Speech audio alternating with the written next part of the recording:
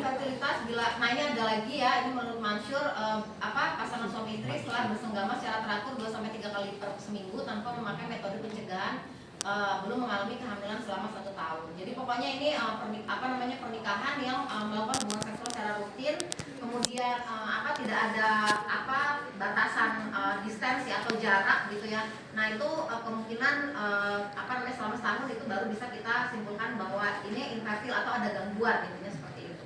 Jadi bahasanya infertil, tapi kalau di Indonesia udah di judgement ya, itu nggak bisa punya anak tuh, pasti mandul tuh gitu. Nah kemudian jenis infertilitas itu adalah infertilitas primer dan sekunder. Ya, jadi infertilitas primer itu istri belum pernah hamil walaupun bersenggama tanpa usaha kontrasepsi dan dihadapkan kepada kemungkinan kehamilan selama 12 bulan. Jadi nggak pernah hamil sama sekali. Jadi dari awal nikah berhubungan seksual gitu kan, kemudian berhubungan seksual dengan normal gitu kan, nggak pakai kontrasepsi gitu, tetapi nggak hamil, belum pernah hamil sama sekali. Nah ini infertilitas primer ini yang cukup sulit untuk diatasi, ya. Kemudian yang kedua itu infertilitas sekunder. Jadi si istri ini pernah hamil, tapi kemudian tidak terjadi kehamilan lagi walaupun bersenggama tanpa usaha kontrasepsi dan dihadapkan pada kemungkinan kehamilan selama 12 bulan. Jadi pernah punya anaknya 1. Anaknya 1 tapi udah mau punya anak menambah tuh susah banget, nggak ada lagi gitu ya. Ada kan yang begitu, anak tunggal ya, anak mahal gitu ya. Nah seperti itu bisa tuh seperti itu. Nah ini disebut juga infertilitas sekunder. Atau misalnya punya riwayat keguguran ya gitu, tapi nggak hamil lagi, nah itu infertilitas sekunder gitu. At least kita bisa simpulkan bahwa hormon si ibu ini pernah bekerja dengan baik lah, intinya seperti itu ya. Nah kalau misalnya infertilitas primer, nah itu kan berarti reproduksi dan hormonnya itu belum pernah terbukti melakukan tugasnya dengan baik gitu ya. Jadi infertilitas sekunder itu lebih peluangnya lebih besar ya untuk mendapatkan keturunan. Nah penyebab infertilitas dibagi menjadi 3 kelompok, yaitu 1/3 masalah terkait pada wanita, 1/3 pada pria, dan 1/3 kombinasi. Paham kan proporsinya di sini? Ya. Jadi kita itu sebagai perempuan itu hanya 1/3 perempuan itu, ya. Nah, tetapi kalau perempuan kalau misalnya pasangan nggak punya anak di Indonesia ini yang disalahkan siapa? Perempuan. Padahal ya sekarang kita sama-sama tahu ya, perempuan itu hanya punya proporsinya itu hanya 1/3 ya gitu. Jadi 1/3-nya lagi pada pria, 1/3-nya lagi pada kombinasi ya. Nanti entah jarak lah, entah intensitas lah, pertemuan yang kurang lah, ya itu pokoknya faktor lain gitu ya. Tapi kalau pure perempuan itu hanya 1/3. Nah infertilitas pada wanita itu biasanya masalah vagina ya, masalah serviks, uterus, tuba, dan ovarium. Jadi seluruh alat reproduksi kan ya, seperti kalian ketahui vagina dulu, serviks dulu, uterus dulu, tuba dulu, baru ovarium ya. Ini ada masalah ya. Kalau di hormon itu biasanya masalahnya di ovarium. Kalau keguguran terus menerus itu biasanya masalahnya ada di uterus ya. Kalau misalnya masalahnya intensitas hubungan seksual itu biasanya ada masalah di vagina ya. Ibu, masalahnya pada usia itu usia ya, kalau usia mah bukan infertil namanya, memang sudah masa pre-menopause ya. Kalau misalnya usianya maksudnya gimana ini? Usia berapa? Kayak misalnya kesuburan itu turun. Oh iya bisa. Jadi kesuburan itu kan yang paling baik kan vaginitis ya, di Trichomonas vaginalis ya. Jadi akan menyebabkan infeksi lanjut. Ini mah penyakit kelamin ya, atau penyakit keputihan gitu, seperti itu ya. Kemudian sampai ke tuba yang dapat menyebabkan gangguan ya. Kemudian disfungsi seksual yang mencegah penetrasi penis itu juga bisa. Kalian pernah dengar vaginismus enggak?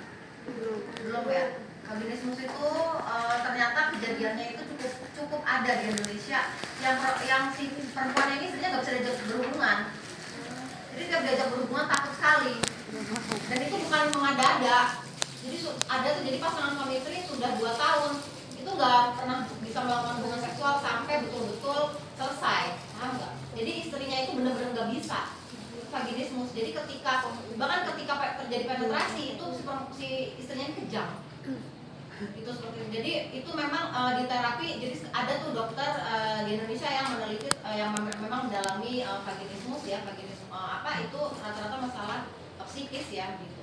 Cuman ada yang berhasil sih, tapi untuk punya anak laginya sulit sekali gitu. Jadi masalahnya adalah di penetrasi, nggak berani, ibunya tuh nggak berani, dan itu bukan dibikin-bikin ya, memang betul nggak bisa, ya ketakutan sampai kejang gitu ya. Kemudian lingkungan vagina yang sangat asam ya, yang secara nyata dapat mengurangi daya hidup sperma. Ya misal ini melakukan hubungan seksual yang beresiko, ya beresiko tahu kalian? Ya berganti-ganti pasangan ya, kayak trichomonas vaginalis, vaginitis ya. Ada setiap perubahan fisiologis ya, yang secara normal terjadi selama periode praovulatori dan ovulatori yang membuat lingkungan serviks kondusif bagi daya hidup sperma, misalnya peningkatan alkalinitas dan peningkatan sekresi.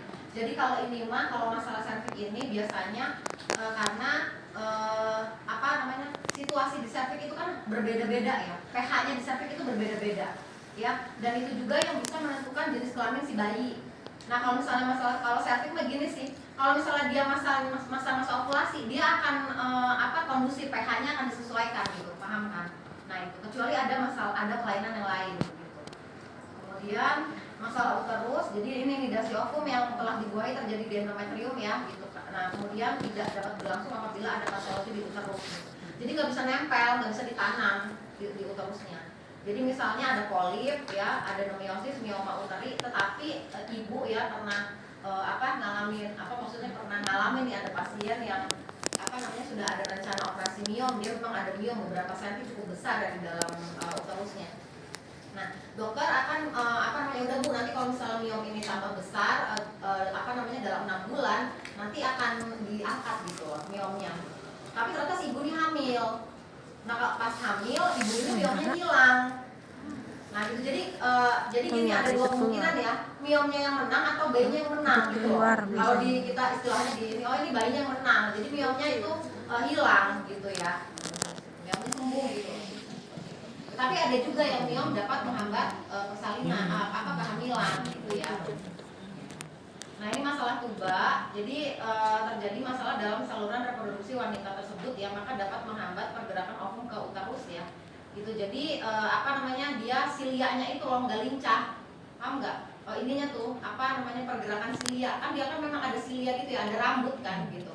Nah, itu juga bisa kalau misalnya tidak tepat waktu ya si ovum ini sampai ke tuba begitu ya. Nah, itu juga bisa menghambat proses nidasi atau proses ketemunya antara sel sperma dengan sel telur. Sel spermanya udah nunggu, sel telurnya gak datang ya gitu. Pas datang ternyata dia sudah tidak sudah nggak fase terbuka lagi ya, sudah nggak fase ovulasi lagi gitu, sudah nutup gitu ya, seperti itu.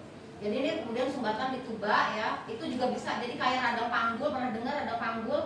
Ya, radang panggul itu adalah radang yang kemungkinan ada di tuba, itu bisa menghambat terjadinya kehamilan ya. Radang panggul itu nyeri di tuba, nyeri di daerah panggul ya. Nah, kemudian masalah ovarium mempengaruhi infertil, yaitu kista dan tumor ovarium ya gitu. Nah, itu juga pokoknya kalau yang namanya tumor, kanker ya di daerah situ ya, itu sudah jelas ya. Nah, ini kemudian infertilitas pada pria ya sekarang. Kalau itu tadi pada perempuan ya. Nah, ini pada laki-laki. Oke, oh ya, untuk tuba ini kalian kalau misalnya pernah dengar salpingografi. Salpingografi itu istilahnya tubanya ditiup. Nah, tubanya ditiup itu, tubanya itu jadi dimasukin alat begitu, jadi tubanya itu ditiup itu diguyur pakai air gitu loh. Diguyur pakai aquabides supaya tidak ada sumbatan di tuba. Ibu lupa ya menyampaikan ke kalian. Jadi waktu ibu ngelola klinik klinik kesuburan ya, itu ada sering sekali dokter melakukan salpingografi. Terus salpingografi itu untuk mensterilkan daerah tuba, jadi memastikan tuba itu nggak ada sumbatan. Nah, itu bisa diatasi ya. Nah, oke, sampai sini jelas ya. Kalau untuk perempuan ya seperti itu kendalanya ya, penyakit kelamin, kemudian masalah penyumbatan di tuba, kemudian hormonnya tidak teratur, kemudian ada masalah di serviks ya, atau di leher rahim ya, masalah alkalinitas ya gitu. Karena kalau misalnya faktor alkali, kalian pernah diajarkan pH kan, pH tubuh ya. Nah, itu oke. Jadi memang dalam tubuh itu memang sudah ada standar pH-nya. Jadi untuk bisa kehamilan itu pH-nya sedang, tidak boleh asam.